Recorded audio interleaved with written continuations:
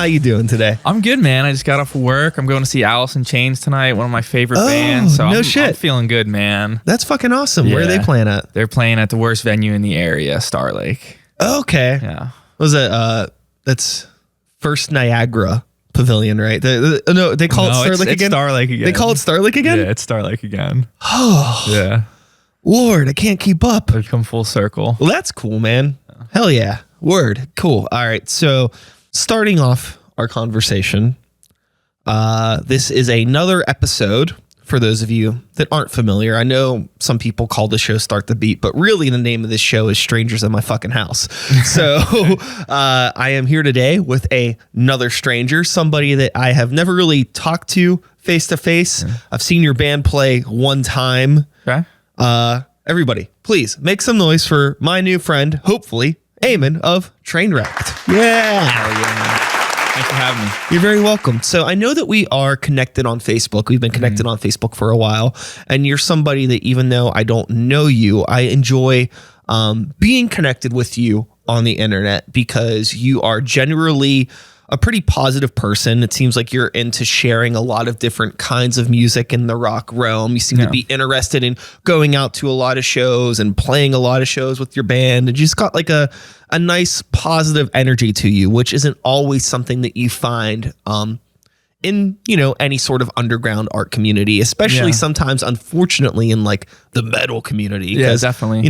Definitely, most of the people in the metal scene aren't like scary by any means. Like nobody's like killing cats or sacrificing children or anything. Sure. But some of the people can still be kind of ding dongs in their own way. Yeah, rough around the edges for sure. No different than anybody in any other subculture, right? But you seem to be pretty chill. Do you find yourself to be a pretty chill person? It's funny you say this because I have a lot of people come with me saying that I'm a chill person, that I give off just positive vibes. I don't feel that way personally. I feel like a very anxious, very negative person, to be totally honest with you. But I mean, what's the point of putting that on other people? It's not going to get me anywhere. It's not going to get them anywhere. So I mean that's why I love metal, man, because I get to put it there. I get to write a pissed off song. I get to write an aggressive song that's letting out all the negativity and all the shit in me that is not chill, because I promise there's a lot of it. So that once I get that out, from there it's like, let's just stay chill about it. Totally. About putting it out. Fuck yeah, man. I get that. I think that, so much of our lives are really based on the environment that we surround ourselves in. And a lot of that environment is like our own creation. It's like our actions in one way or another kind of like paint a landscape of what our lives are going to be like. Yeah. We're both, us two, and anybody that's watching or listening, like we're all human. So everybody has their shit that they go through. It's easy to have struggles and negativity and to be stressed out and anxious and things like that. But like, it's up to you, like how much of that you want to put out into the world, like how much of that you want to throw onto the shoulders of other people. Yeah, definitely. Not saying that, like, if you need help, you can go talk to people and do things in some degree. But I'm just talking about in general, because like I know you on a very surface level, because it's like we're friends on Facebook, right? And it's like there's people that I've never met on Facebook, but I know them as like that's the guy that complains all the fucking time, right? Like I can't imagine what this person's like in real life, and then like when you hit me to come on the podcast, I'm just like, like you're just always sharing like links for bands or like taking pictures at shows you're at and shit, and it's always like a cool, diverse thing, because the other thing too with a lot of people in like the metal rock community is like they're into like one thing a whole lot, for sure. You know what I mean? Like your band Trainwrecked, does not sound like Alice in Chains at all, but you're like, Alice in Chains is one of my favorite bands, and that makes sense to me because like I understand it's like, okay, well, you are a guitar player and a songwriter that's into heavy metal, which is derivative of rock, and you're somebody that probably grew up listening to, you grew up listening to death metal, you find it through the course of time, right? Exactly right. So, you probably started out finding out about like what cool songwriting and rock music can be as a result of fucking people like Jerry Cantrell and Alice in Chains. Exactly right. Couldn't have said it that better. Going back to what you were talking about, me coming off as positive, just from our Facebook interactions or what I, share on there. That's definitely a place. Social media is a place where I try not to put any of my bullshit. Sure. So social media for me is just about connections and making connections with my band, seeing who's going to this show tonight, see who wants to come to this show, advertising another local band that I think is really cool that I think people should check out. So that's definitely a platform that I make an effort not to put any of my bullshit on. I'll do that elsewhere. Yeah. And then going off of, being a fan of Alice in Chains and more diverse music, that's definitely how I got into metal. I got into metal from growing up on classic rock. My parents always had music playing in the house. I grew up on the Beatles, Doors, Pink Floyd, Led Zeppelin, Rush. And I felt, I felt a connection to all of it. I still listen to all that music from the 60s, 70s, 80s, 90s. But I felt I always gravitated towards the darker stuff. I was always, I would always prefer the Doors over the Beatles. Sure. Or I would like, the heavy riffs of Zeppelin or Rush compared to, some of the softer rock stuff. So I think that was just kind of the precursor to getting into heavier stuff. And then, from there I found like Alice in Chains and Soundgarden and like Metallica. Then I started to realize the connections between, bands like Rush and them with their songwriting and the evolution of distorted guitar music. And then, once I found like Cannibal Corpse, Pantera, and just all the nasty stuff that, made my parents scratch their head. That's the one when I went down the rabbit hole for sure. When you're like finding those connections between like, these different subgenres of rock as a result of like similarities in songwriting, was that something before you had like picked up a guitar and started learning how to play? Or was it like in line, like symbiotic with each other? It was definitely symbiotic. I think my first instrument is piano. I started just playing piano on my own, and I'd play like Beatles, Doors, and Rush songs. And I think, just from learning those notes and then also listening to heavy metal, I would like transcribe like Cowboys from Hell on the piano or something. And I definitely, had light bulbs going off there, like, Metallica and Pantera are using these same ideas that Rush used in this song, or that Led Zeppelin used here. So I definitely did start making those connections pretty early on. But now I feel like I didn't really truly understand it until I had an instrument in my hands and I was figuring that out on my own. Yeah. It's like there's a part of my life that I really miss, which was listening to music before I started creating music. Yeah. Because there's still bands that I grew up with that I love to death because they're great songwriters. Mm-hmm. But there's also like, I can't listen to music in the same way that I used to when I was a kid. And there's definitely some bands that are objectively not good bands, but I still wish I could like listen to it through that like childlike, naivete of like it doesn't matter if it's like actually good or not. It's just making me feel good. Right. Have you found that like being a fan of music, especially something where like, there's so much to like critique in terms of like rock and metal, like becoming a like songwriter yourself and starting to play in bands and do shows, like has it changed the way that you like listen to or engage with some of the shit you grew up with at all? Some of the stuff that I grew up with, maybe not so much. I still feel like there's some kind of ingrained appreciation for it.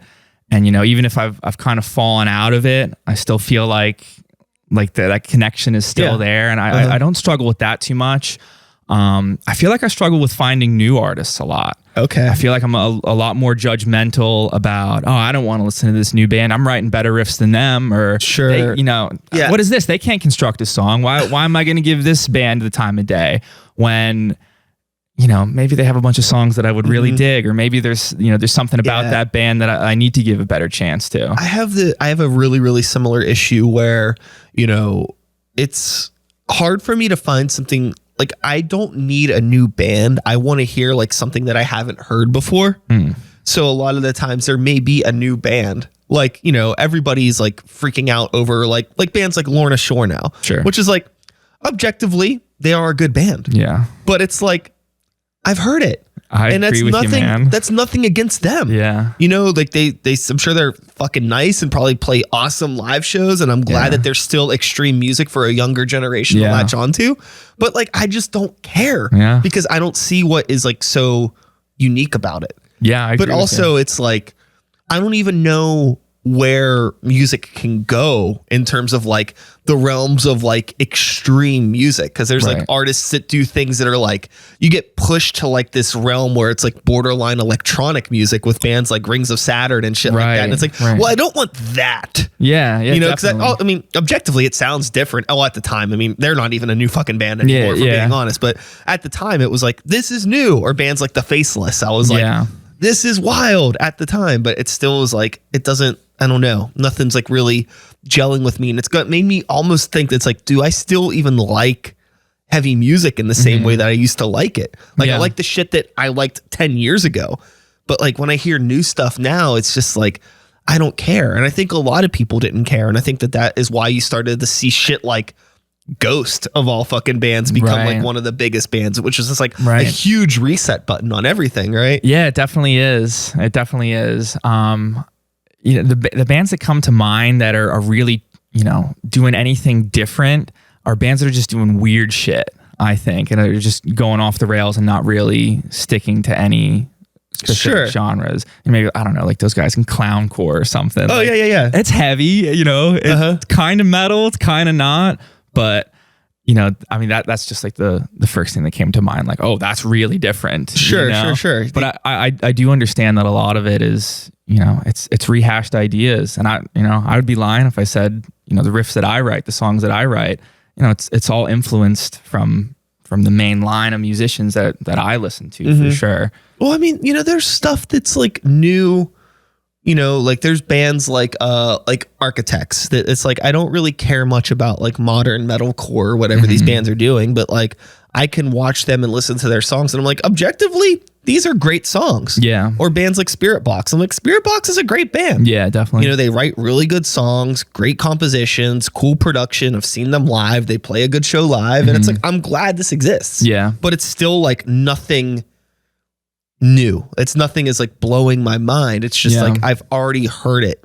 So it's like, I don't know, but like I just don't know like where it goes. I'm sure one day somebody's gonna do something that's like, wow, this is wildly different. Yeah. You know? Like you have bands like fucking like, I don't want this to be the whole thing. Like we was talk about bands the whole fucking time. But you know, like there's like shit like bands like Vane and Loathe. And it's like, yeah, those bands are cool, but it's just like, you know, they're kind of doing stuff that like Slipknot was doing to some degree. Yeah, right. And then like Turnstile, it's like they're doing like a fun blend of things. Yeah. Great fun band. I imagine they're a blast live. Yeah. But still it's like it's nothing that like new. It's hard for me to like really care. I agree. But I get why people love it because the bands are good. Yeah, definitely. One of the conversations I had with you know, my drummer of Trainwrecked, John, when we first formed the band, we weren't necessarily, you know, we talked about this, like what, you know, what's a new sound? What's the next sound? And what are we trying to go for? And, you know, ultimately I don't have it. I don't have a new sound to pull out of nowhere. That's just totally unheard of, but definitely a goal of ours that we try to do. And I think that just naturally comes with our songwriting is bridging the gap of the old metalheads and the new school kids. You know, I see a lot of these modern metalcore bands where they're all the rage with the younger crowd, but any of the older metalheads are like, oh, that's not metal. What is that crap? Sure. And at the same time, you know, all the older metalheads, you know, they're praising Slayer, you know, Hail Slayer. And there's so many new kids that are like, oh, this production's crap. I can't listen to this.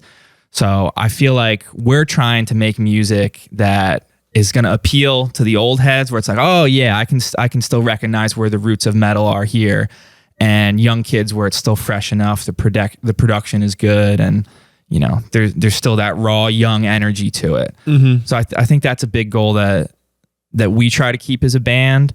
And I think there's a lot of bands out there that are seeing some success that kind of have that same vibe. Like there's kind of this new resurgence of young bands that are doing like an old school death metal thing, like 200 Stab Wounds or, you know, Sanguisuga Bog. Like it is old school death metal and it appeals to the old school fans, but there's also something that's still pretty fresh about it. And, you know, they're not reinventing the wheel or anything, but bands like that, they have old heads and young kids coming out to their shows, and thankfully we do too. We're getting that response too. So, I feel like if you're hitting a large age range, that's pretty solid, even if you're not doing anything totally groundbreaking. Yeah, I think that, it's what's most important is focusing on like good songwriting, playing to the strengths of like everybody in the band, especially when you're talking about metal, and not like trying to write songs that you can't play live. Absolutely. I think that is a thing that started to happen with metal in like the more modern age because of advancements in technology. Yeah. We're able to, record things that we can half play but make them sound perfect. Yeah. Which is like fun from a studio perspective. It's fun to hear these crazy recordings that sound super sick, and you could show our friends and be like, yeah, that's me. And that's just like, is it, bro? It's not though. Yeah, right. And like, and then you see it live and then it's not like represented in the right way. So like now it's really hard for me, I guess, on top of like, I need to hear something new. It's really hard for me to even take a metal band seriously until I've seen them live. Yeah, I totally agree with you. Sometimes it can be a major letdown. I've had it happen recently where it was like, oh, this is not what you guys did in the studio. Yeah, it happened, not at all. Yeah. It happened with me with the last one that really bummed me out. And it's not like they're ever going to listen to this podcast, so I could call them out. Flesh God Apocalypse, I can see that. I saw him live, and it was big disappointment. That's a shame. Yeah, totally. I can totally see that. But then there's other bands. I mean, like a band like Knock Loose, they're getting huge. I went and saw them, not really even liking their studio stuff. And after seeing them live, it was like, holy shit! This is a live band right here. Yeah. And I became a fan from that. And yeah, I agree with you. At the root of everything, if you can't play it live, are you even a band? Totally. I don't think so. I mean, you could be a studio band. A studio band. Well, you should preface it with that then, that you're a studio band. It's kind of strange too, because like this is making me think about like another thing that like this really fucks me up. And like, I don't know why I have this issue, but I have a big issue with like these solo metal things where it's like I'll be hearing something and I'm like, this sounds sweet, and I'm like, what is this? And it's like, oh, it's like this dude, he records everything himself. And I'm just like, fuck, like, because I don't need to hear any more studio stuff. And it's like, this sounds sweet, but it's never a band that I'm gonna see live, right? So it's just like weird for me to like engage with it to some degree. I agree. Not to like take away from the talent or the production of anything. It's like I do solo music too, right? I get it, but like I don't do like solo, fully orchestrated, progressive black and death metal projects, right. Which is cool if you could do that. But yeah, it's like, I'm not looking for that. I think there's something that I kind of romanticize about the band thing where it's like, I want the studio thing. I want it to sound like a room of people in a room of people playing instruments. Yes. I don't like hearing a record and picturing people sitting in front of computers. Yeah, I totally agree. And like, I want to like be like, oh, I need to like know what this is going to be like if I see it live. Yeah, definitely. And like, it just bums me out. Yeah. I wouldn't want to do that personally anyway, because I mean, the benefits of playing with a band with musicians that you can trust and respect, I mean, it just doesn't compare. If I put out all the songs that I wrote for Trainwrecked, if I played all the instruments on it, it would sound completely different. It would be a completely different song. It would have different drum beats. It would have, completely different vocals. Yeah. It just wouldn't be at the standard that it could be at with other musicians who, are just focusing on their craft and putting what they need into the song. So I agree with you. I think there's some cool one-man bands out there, and maybe some of my one-man band friends will be pissed to hear this, but that's the thing. It's just like, it's not like I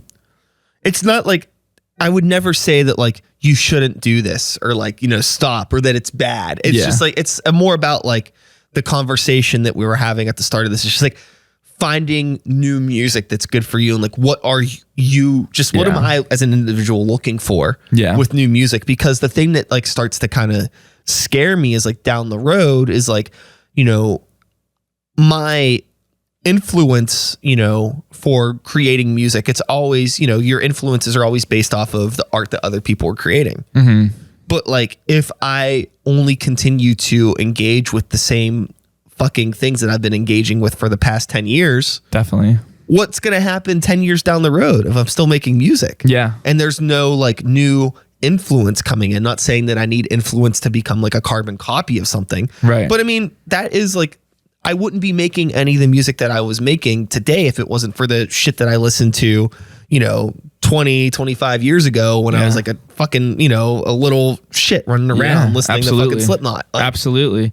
Yeah. And I think one thing I think about with influence, and I've definitely had the conversation with my band a lot, is you have to have some influences from all over the place or you're going to be a fucking boring band. I think there are a lot of modern metal bands where every member grew up listening to deathcore and they play deathcore and they sound like a deathcore band and they write deathcore songs. And I have no interest in that. Sure. I love reggae. I love classic rock. I like classical music. I like, soft instrumental piano music. And I don't play that music, but there's definitely been moments where I'm listening to a reggae song and I hear a hook in there and I think, oh, I could do something like that. I could do something like that, with my guitar, with this huge metal chorus right here.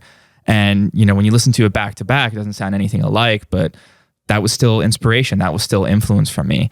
And I personally think that's missing a lot in the metal community these days. I think there are a lot of metal bands and metal heads that are, they're just listening to heavy music. And I think there's a lot that gets lost there because then you're just rehashing heavy music.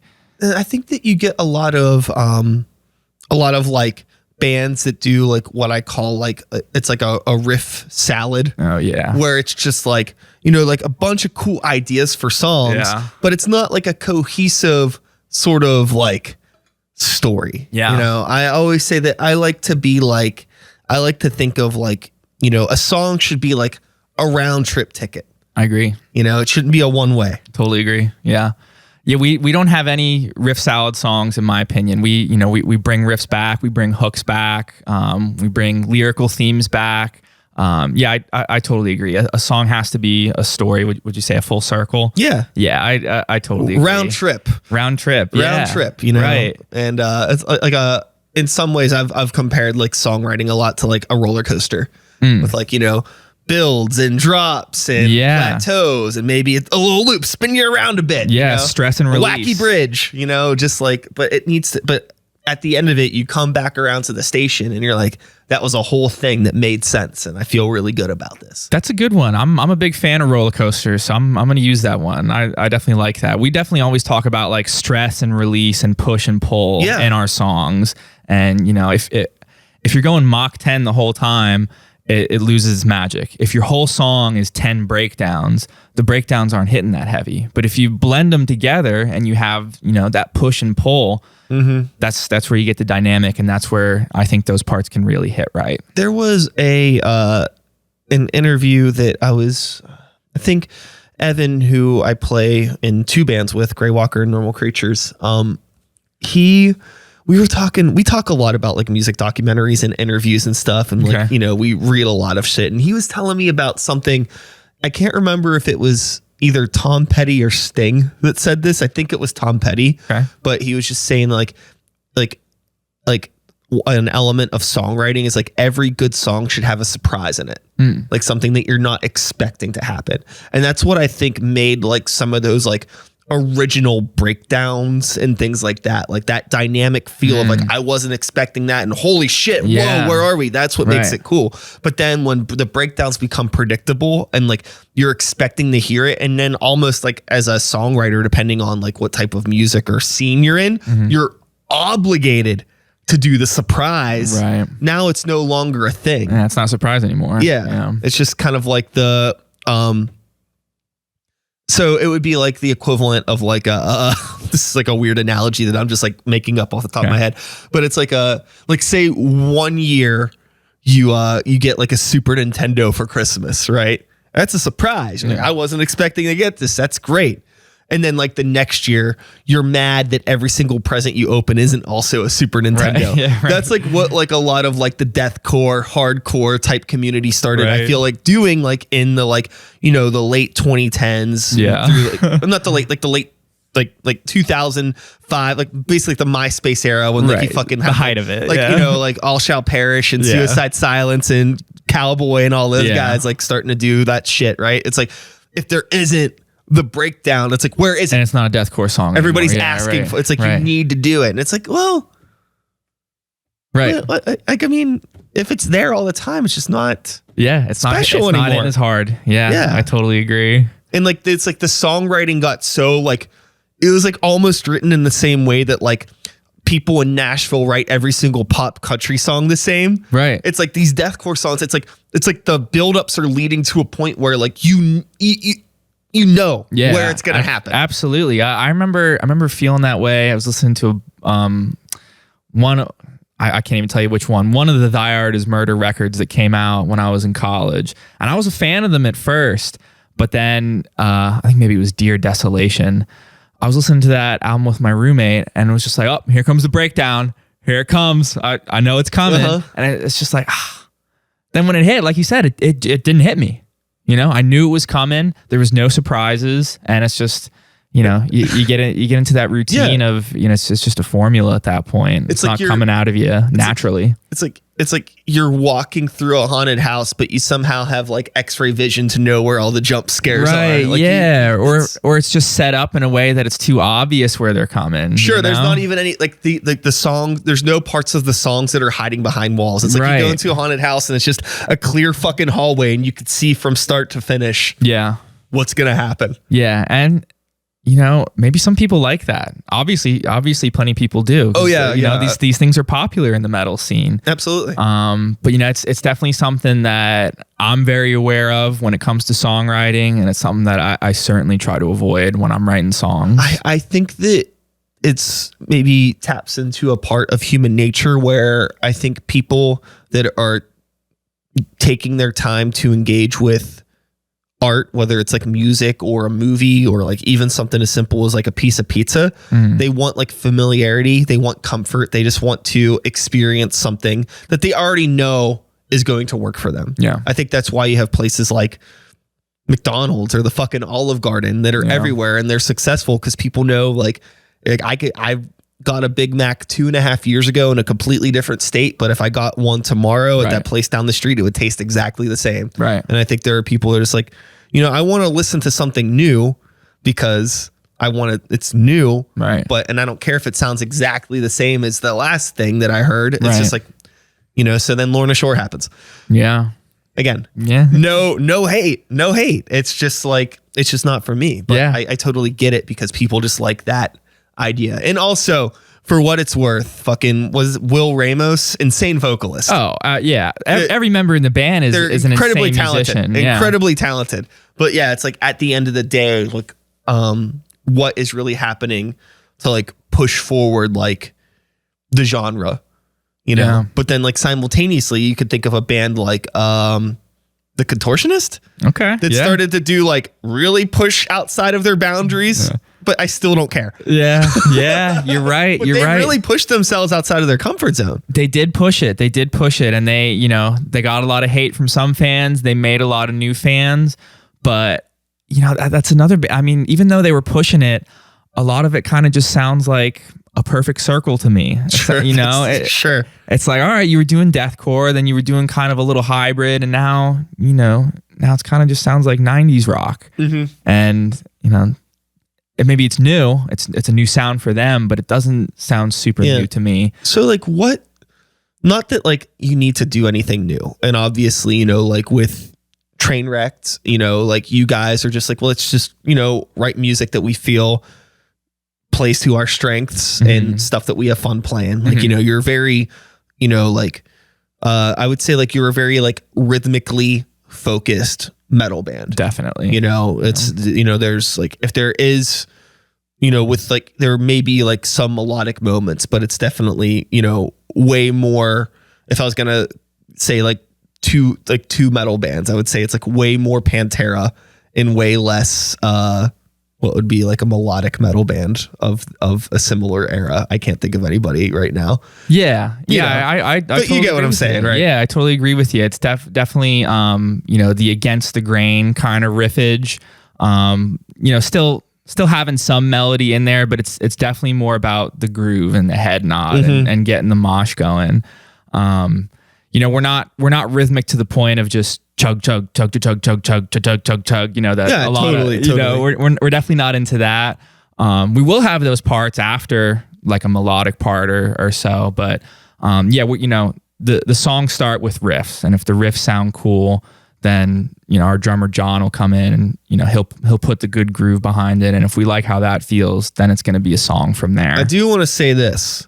I don't know if John's going to be watching or listening to this. I'm sure they're all going to listen at some point. I just want to, everybody in your band seems very nice and are talented, but your drummer's a fucking monster. Yeah. Really, really good drummer. That was the thing that stood out the most to me about when I first saw you guys. Cause I was like, okay, so this songwriting is like super rhythmic, which I had mentioned, but he's just locking it in so fucking tight. Yeah. Like again, playing to the strengths of everybody's abilities. Agreed. I think it's just like, it works so good. It's like sometimes like you may see a drummer in a band that can play, but you could tell that they're not really playing in their style. Yes. And I feel like he's 100% playing like how he wants to play drums. Absolutely. Absolutely. Him and I started the band.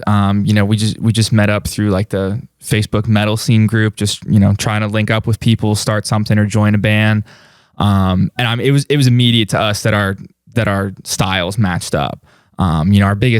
Him and our biggest influences are Lamb of God. Okay. So, when we first met up, we played like 2 full albums from them, just like right off the bat. I was like, all right, we're going to start a fucking band here, Cool. But yeah, that he absolutely is a fucking monster. He's jacked. He wails the shit out of those drums. Yeah. To the point where our old vocalist, our initial vocalist, not to talk shit, but he used to say all the time, like, dude, you got to hit him a little bit softer. And we'll be like, no, man, this is a metal band. 100%. Yeah. But even with that being said, even though, I've watched him play, he's a hard player, but he still has dynamic. You know what I mean? He's not just like beating the shit to death. Like you could tell that there's like feeling and emotion and for sure. There's good awesome. fills. There's tasteful cymbal use. For really, sure. really good. Yeah. And anything that, any of us, I think are lacking in technicality, we make up for it in, well thought out parts more than anything. Well, I think that like one of the most overrated things when it comes to metal, and maybe this is blasphemous to some people, but I think like the obsession with technicality. Yeah. Like I don't fucking give a shit. Just write good songs. Right. It doesn't, I think that it's really hard because like I've played in many different metal bands throughout the course of my life. And the hardest thing has always been like getting like the other musicians in the band to just drop the ego and understand that like, it's okay every once in a while to play something that is simple. Yeah. Like, okay, I get it. You're a guitar player in a metal band. And the idea of just doing something that is very rudimentary may seem like you're not using your full skill set. Yeah. But I'm not asking you to do this for 4.5 minutes. I'm asking you to do this for maybe fucking, 8 bars so we can add some dynamic to the song. And then you can get back to doing your funny stuff, For sure. Yeah, I totally agree. And we have some songs, like the first song that comes to mind, The Great American Scream Machine, which named after a roller coaster at Six Flags in New Jersey. So we definitely have the roller coaster vibe with that song. It comes full circle.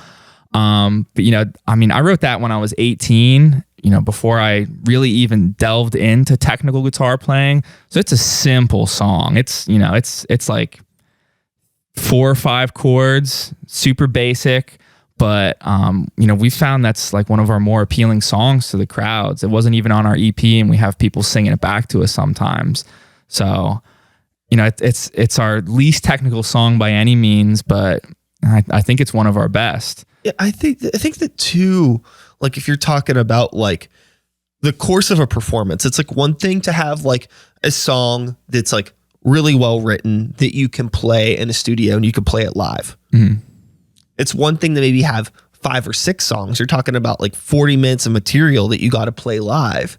If it's all technical and it's all crazy and it's all fast, you're going to burn yourself out. And it's like, it's like one thing that, especially like as a vocalist, that I've had to really think about over years, like writing lyrics for bands that I'm in and being like, okay, like, sure, I could do this in a studio, but can I do it live? Oh, okay, I could do it live. Can I do this live after doing 3 other songs? Yeah. It's a different mindset. You got to Definitely. like think about all that stuff. So it's good to even just have those songs that, while they may not be super duper technical or like mind blowing guitar work, it's like, well, in the course of like this, you know, half hour, 40 minute, however long you're playing set, which is like the environment that you probably want people to like engage with your music the most, right? In a live room. Definitely. Yeah. In the course of that, maybe that 4 minutes that this song is actually adds a lot of color to the rest of all of the songs. Yeah. So it's like, aside from like having all of the different parts in a song, like we're talking about it being a roller coaster, it's like, okay, well, if your songs are roller coasters, your set is a fucking theme park. Oh yeah, there you go. You know what I mean? Nice. So, hey, not everything needs to be a fucking Great American Scream Machine or a fucking El Toro, right? Yeah. Or a fucking King to Ka. Yeah. We got a King to Ka on there though. We got a King to Ka on the set. We did. You know, you can have a couple flat rides and that's fine. Yeah. It's super chill. Yeah, you got it. Okay, so you're a roller coaster guy then. Yeah. Right on. Totally. Right on. I love it. Yeah. I mean, setting up our set list is definitely super important to us. We're changing it all the time, and we're constantly saying like, oh, these 2 songs together doesn't work. You know. Yeah. You know, we can't put 100% into this song if we play it right after this song. Absolutely. Or, you know, these parts are a little too similar here. Let's spread these out. Or, you know, this part's going to kill our vocalist. Let's give him a breather with this instrumental section here next. It's huge. It's huge. And I think it's huge for the audience too, because they, you know, like you said, just like a song is a roller coaster. The whole set, the vibe of your show needs to have that stress and release as well. Yeah, I think that.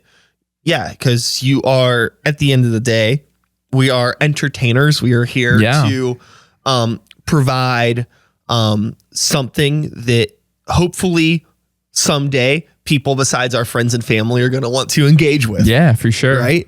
And, you know, you get like, there's forgiveness from people that you know that come out to see you. But over the course of time, it's like, well, you want to be able to continuously impress and leave an impression on strangers. Yeah. And I think a lot of that is like, well, you can play a consistent set from front to back that, you know, you don't look tired or the tempo isn't starting to drag or like, again, it's just like a pleasurable experience because like you're putting everybody through these ebbs and flows of like, oh, really, really fast, really, really groovy. Maybe this song's a little bit more chill. This one's crazy, but it's like, you know, giving people a reason to want to stay for the whole fucking duration of your set. Cause like really, it's a big fucking ask. It is. For like, absolutely. Like, hey, you've never heard my fucking band before. I need you to fucking stand here for 30 minutes and just watch me. Yeah. That is insane. Yeah. While we're throwing a barrage of intensity That's at an you. insane thing to ask. is. And yeah. And if every fucking thing that you play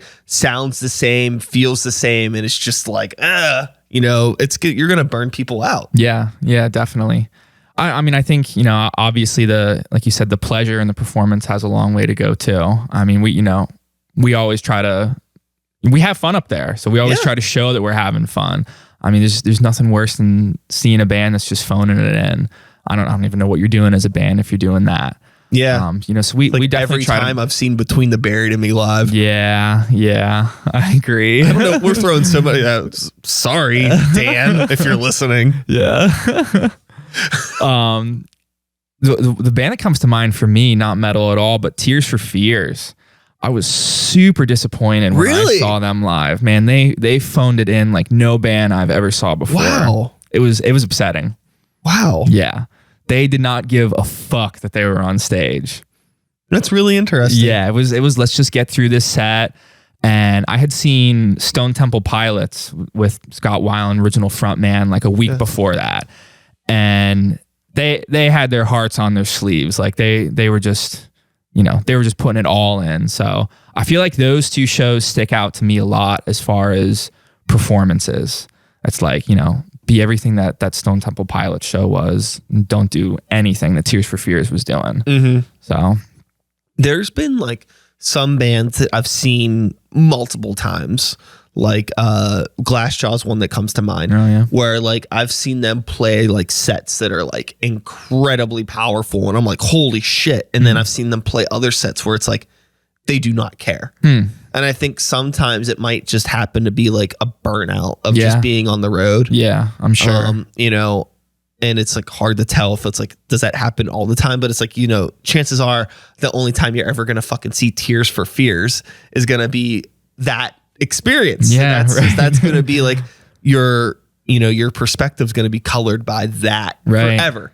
You know, you won't get another chance to see them. Yeah, I'm not gonna pay money to see them again after that. Yeah. Well, I mean, to be fair, you know what I mean. There's like one time in particular when I saw Glassjaw, and I was just like, wow, this is like awful. And if that had been the first time I ever saw them, I'd probably that would have been it. Yeah. But luckily, like I had seen them before, and I was like, okay, I know that like I don't know what it is, but something's just like off here. That's interesting. I've experienced that phenomenon with more so like jam bands more than heavy bands. Weird. I feel like a lot of heavy bands, they kind of establish their set list, and then that's their set list for their whole fucking tour, and you kind of know what you're gonna get. You know, a lot of heavy bands I think are pretty consistent each time. You know, going off of like what you were saying with Glassjaw, like just really inconsistent shows. I've definitely experienced that with jam bands, whereas, you know, a lot of it's improv.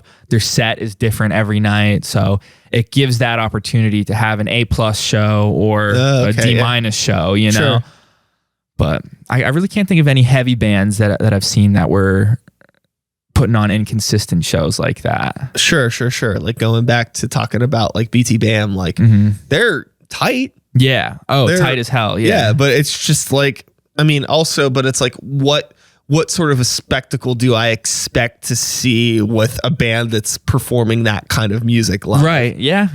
You're absolutely right. And it's just like, I just don't think that maybe if I cared about the music more, I would care. Yeah. You know, it's like I've seen Dream Theater live maybe 3 or 4 times, but I think I've only stayed for the whole set once. Oh, okay. That says a lot, man.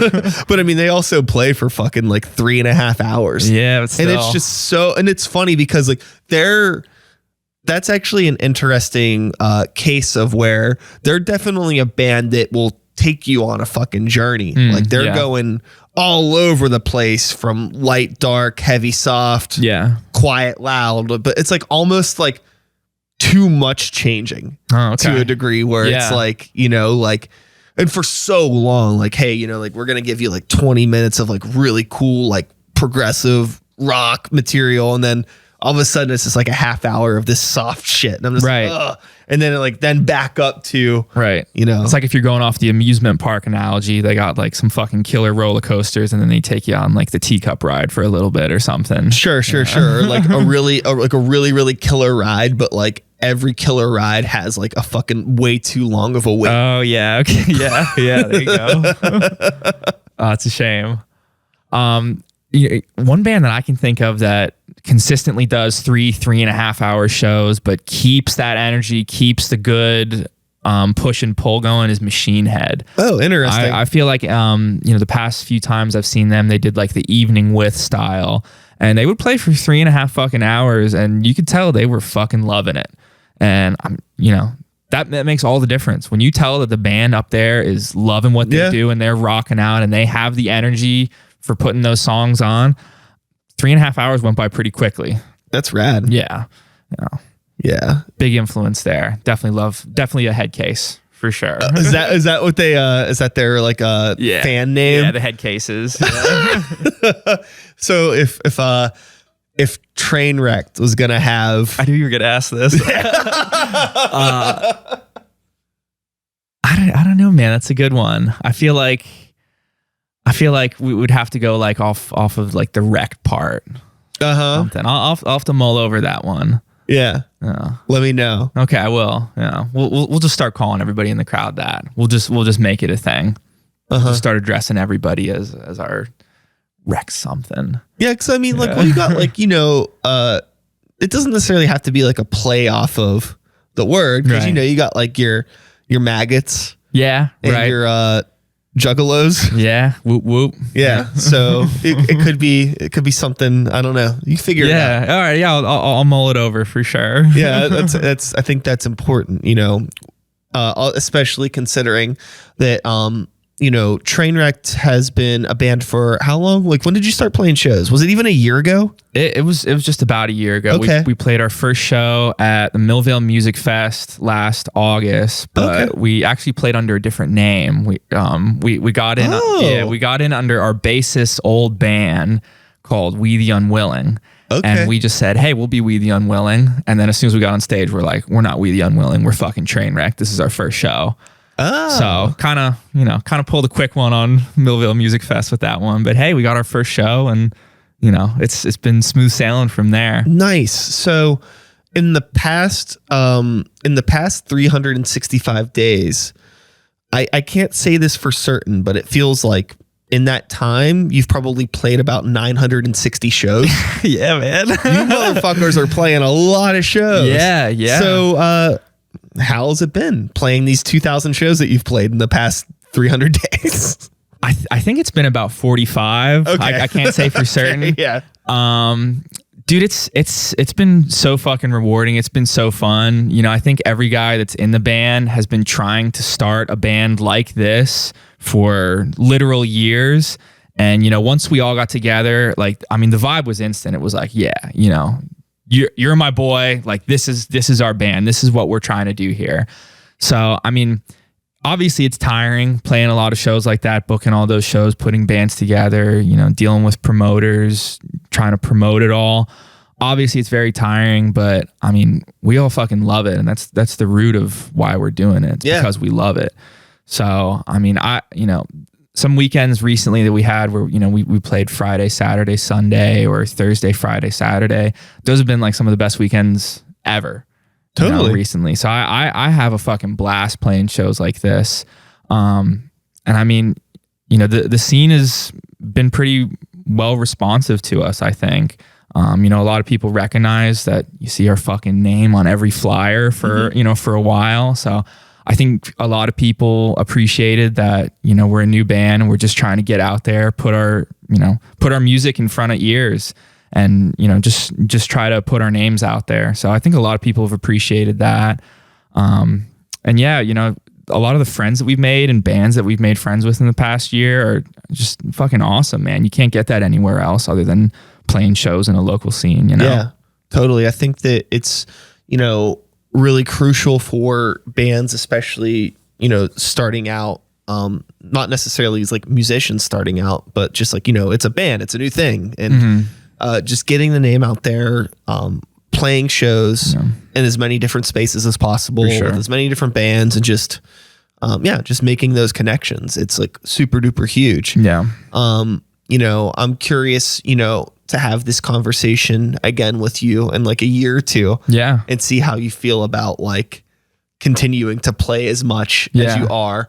'Cause I think that, sometimes it gets to a point where it's like, okay, we need to like slow down so we can focus on writing or recording or doing any of this other sort of like band stuff. Right. Yeah. And we actually have done that recently. We recorded our EP back in May. We only played 3 shows in May, whereas we're, usually doing like 8 or 9.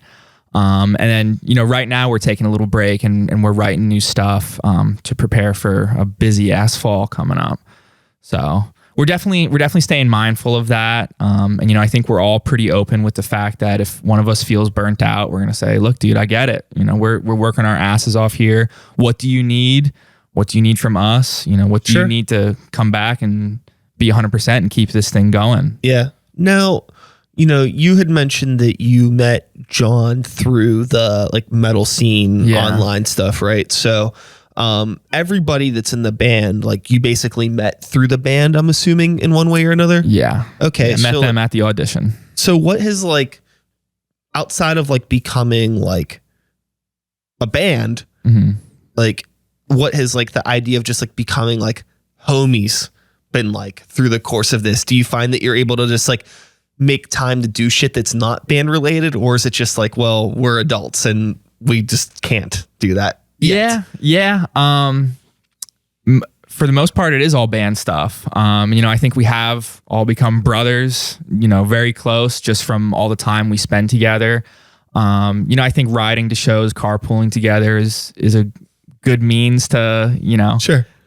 Get to know each other a little bit. We all like to party a good bit. So we'll hang out after practices and, party a little bit together. When we went and played a show out in Erie, we took some time to have a little barbecue and hit up Lake Erie a little bit together before. Yeah. So, we are trying to stay conscious of that. It's super interesting because like you're like as you're becoming like a band, you're also like learning about each other as people and like becoming friends at the same time. Yeah, for sure. Which is like super interesting. For sure. Yeah. And it's sometimes you butt heads a little bit. We've definitely had a little bit of that. Starting to get to know each other. I think Caleb, our front man, and John might have butted heads a little bit when he first joined, but it's like, shit, man, it's two huge personalities, and we're in a metal band trying to put our best effort into this common goal. So that's bound to happen. Yeah.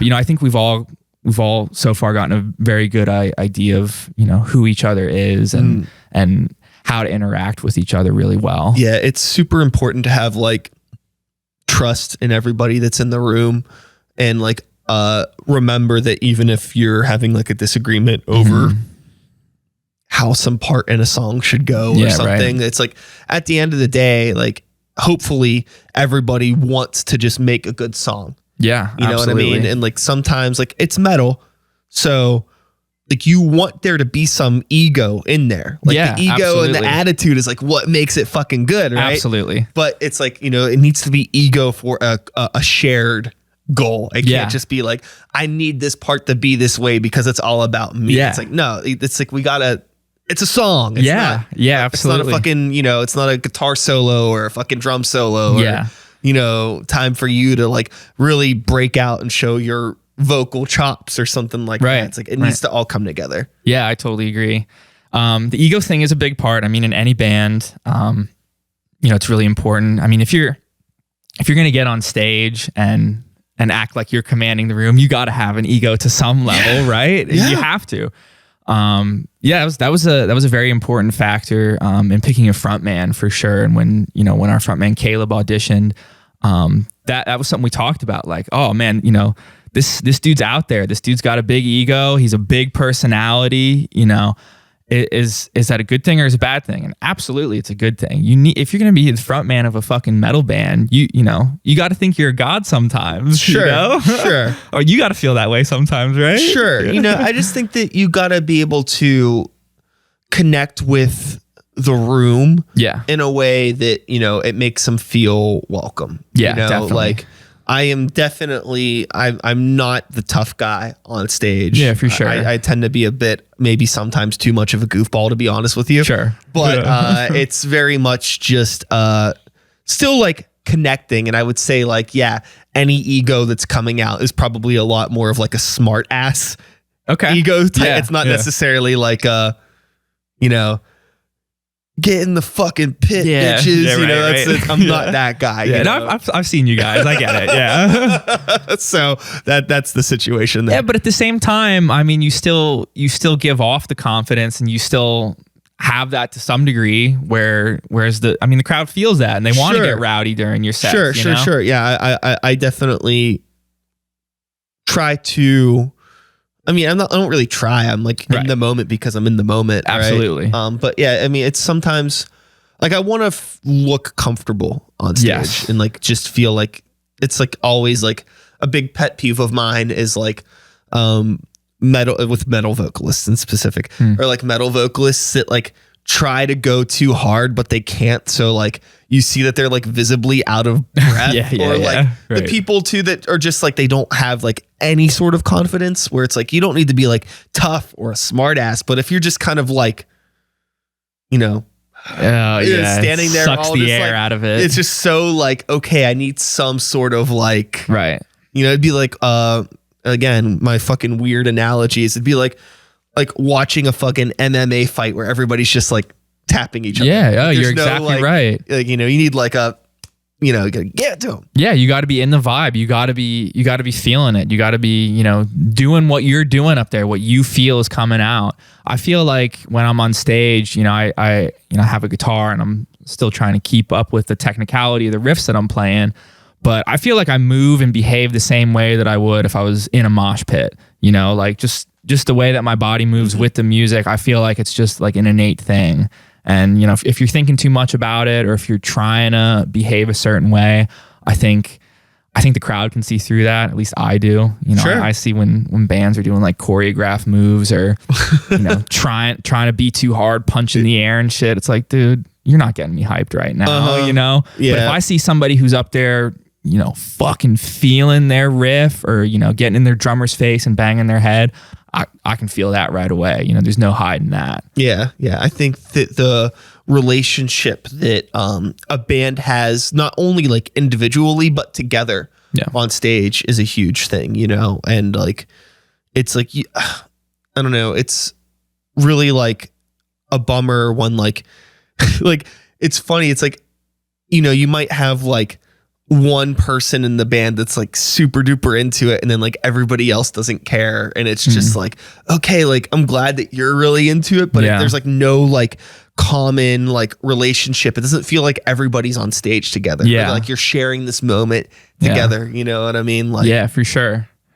We definitely I think sometimes we might have that vibe because our bassist Alec is just a fucking monster, and he just rocks out so incredibly hard for every show that like there's sometimes it's like, all right, I'm not banging my head hard enough to keep up with this kid over here, you know? Yeah. So I feel like sometimes we might have that vibe for a split second, but you know, overall we're pretty good. So Colt, who is our second guitar player, he used to be our bass player. Okay. And then Ricky, who played guitar with us, left the band, and then Colt moved to guitar because he was actually originally a guitar player. Okay. He only started playing bass to fill a spot in Greywalker. Gotcha. But anyways, when he was a bass player, since he was a guitar player, the bass was like, I don't want to say it was easy for him. Yeah, it's easy. But he like would like move around a lot more. Right. Like to the point, like he would be like, we'd be on stage and he would like cut in front of me, and I'm like lost in the sauce. I'm like, there's nowhere for me to go. Cause like, you know, we have, it's like Trainwreck's a 4-piece, right? Yeah. So Greywalker's a 5. So we have guitars on left and right, plus him running around in the middle. And I'm like, we're kind of like juggling each other. Yeah, I always wanted to just be like, dude, I'm like stoked that like you're fucking rocking out and having a good time, but like, you got to calm down. Yeah. Cause I don't know where to go. Yeah, for sure. But it's funny because now that he's back on guitar, like he's not as like, he's still like fucking headbanging into it, but he's not running around anymore because your boy got to fucking pay attention to what's going on. Yeah. So I've been like a lot. I've been kind of happier ever since. It's a lot more.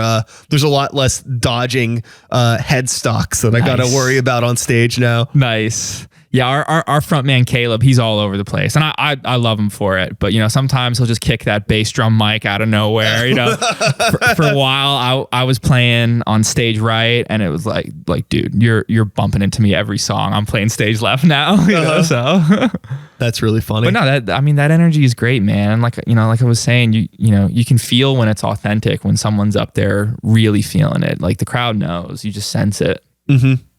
So you know, the future of Trainwrecked. You mentioned that you are taking a break right now to write some music and prepare for a busy fall, according to you. Yeah.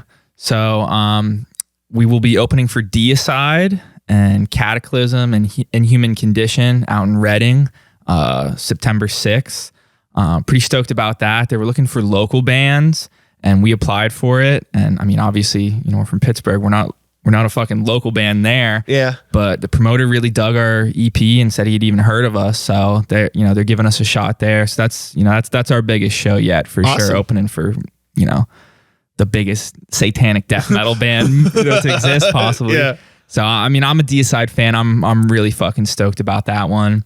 You know, we have a couple local shows peppered throughout September, and then we're actually going to be doing our first tour. We're going to do a 5-date run.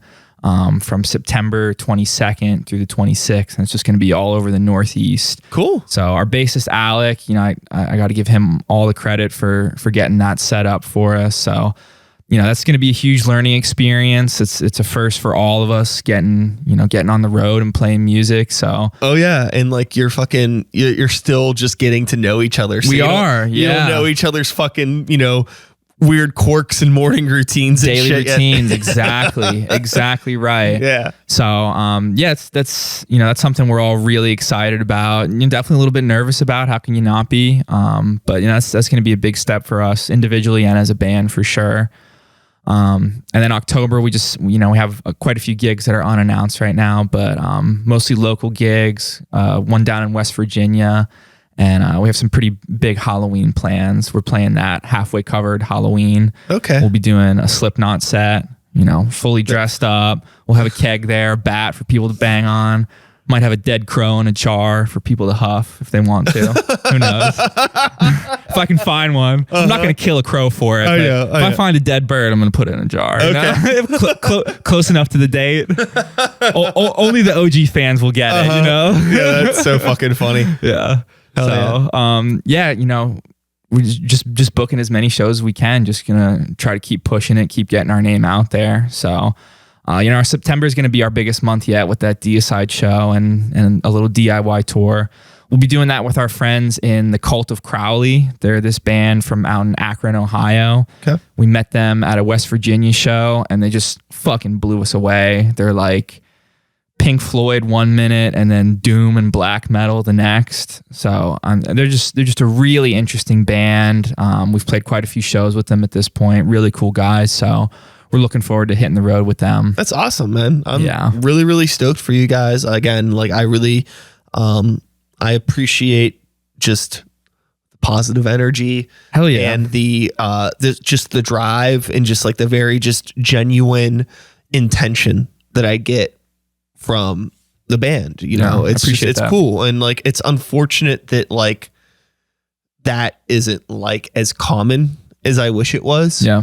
Especially with, you know, like newer bands, and like it's not even just a Pittsburgh thing. That's just in general, you know. Yeah. But it's cool to see it, and like I'm glad that you guys that the universe brought the four of you together. Hell yeah, and that you're able to fucking, you know, make some cool music and more importantly like good memories with each other and for sure, man, do shit. It's fucking awesome. Yeah, it really is. I'm definitely grateful for this band. It's been a hell of an experience so far, and I mean obviously more really great things to come. So hell yeah, we're just gonna keep riding it, man. That's really all there is. You know, it's really easy to overcomplicate the band experience. Yeah, but really it's just like all agree on a day or 2 or 3 or however you're able to practice, you know, agree on the times that we're going to get together. Yeah. And get together, do the thing. Yeah, for sure. Write some songs, try not to get into too many arguments. Yeah. Yeah. And, I think do the thing has definitely been our motto. It's, you know, like, I mean, usually anytime I hit the guys up with a, you know, hey, we got offered this show, or hey, do you want to try to get on this? I mean, unless somebody has something absolutely booked that's getting in the way, it's always like, fuck yeah, let's do it. Let's try it. New place, new bands, let's try it. Yeah. You know, place we've already played, fuck yeah, let's go back. Yeah. I mean, you know, it's funny. It's like Greywalker honestly is the same way even though we don't play like a shit ton of shows anymore. It's really more or less just like, well, we would like to play more, but you know, we're also like old, and like there's just other shit going on, and like everybody just has like other responsibilities. But you know, I mean, luckily like this weekend we got 3 shows. We're doing like a Pittsburgh show, then we're in Fort Wayne, then we're in Chicago. Hell yeah, with our boys in Hate Unbound. They're cool dudes. We played with them at Black Forge pretty recently. Nice. Yeah. Really killer band. Yeah, super nice. So yeah, we met them in Akron actually when we were doing like the Vakken battle of the bands bullshit. Yeah, it's funny because the Salvation's End was on that show too. So we played both shows with both those bands, and like none of us won obviously, but we just became homies. So we were just talking about like, let's do like this thing together, and that's sick. That's a major win. Yeah. So like, it's like, fuck it. You know, it's like, you know, we didn't win the little silly battle, but we made some friends. Hell yeah, Now man. we're gonna go fucking do a little jaunt with them. Yeah, that's awesome. Kind of there's a fourth show in Milwaukee on Sunday, but we already had tickets to Metallica, so we're driving back because I was like, well, if fucking James Hetfield's gonna be walking distance from my front door, I'm going, baby. Man. Let's go. I'll see you there, man. I'm trying to fucking see that right hand in the flesh. Oh my god, dude. Have you never seen them before? No, I saw Metallica once, Reload era. I was pretty young. Yeah. Yeah, Wow. I was pretty young. So it'll be cool to see them like as an adult and to be able to have a beer. Yeah. Hell yeah, man. Yeah. You going to that show? I'll be at that show, man. I'll be in the pit trying to instigate violence all night. Hell yeah. Love it. I love it. Well, shit, Eamonn. It's been real. Yeah, man. It's been a lot of fun. Wrap this thing up. We've talked for quite a bit here, and you got a show to be getting to. Yeah, man. Shortly here. You're gonna rock out with my boy Jerry. Hell yeah. Love it. Yeah. Sir Cantrell. Sir Cantrell for sure. Yeah, he deserves more respect than that. You're right. My boy Jerry. Yeah. Yeah. No. Cool. It's been a great chat. Hell yeah, man. Thanks for having me. If you're not already familiar with Trainwrecked, you can find music online. You can find some live video, I'm sure. But more importantly, since they play 4,000 shows a year, you could probably find them on a bill somewhere and just go out to a show and go see them. And the thing that's cool about that too, especially I can't speak for outside of Pittsburgh, but for the Pittsburgh stuff, you've been playing with a lot of cool bands too. Yeah. So if like you're somebody that is interested in like a diverse, like newer, diverse rock, metal adjacent bands, like the bands that you're playing with. For sure. We try to do a lot of mixed style bills like that. So it'd be a good opportunity to not only see like Trainwrecked, who I think is a really good new local metal band, but to see some other cool bands that are, up and coming in the scene, or maybe a band that's been around for a while that you haven't seen. Hell yeah, man. Just get out of your fucking house. Yep. Get off your phone. Stop listening to podcasts and go headbang. That's all I'm going to say, brother. Cool. Yeah, brother. Hell yeah. All right. Well, hey, thanks for coming by. Dude, thanks for having me. It's been a blast. Hell yeah. And that was a podcast. We are done. Goodbye. Peace out. Good night. Adios.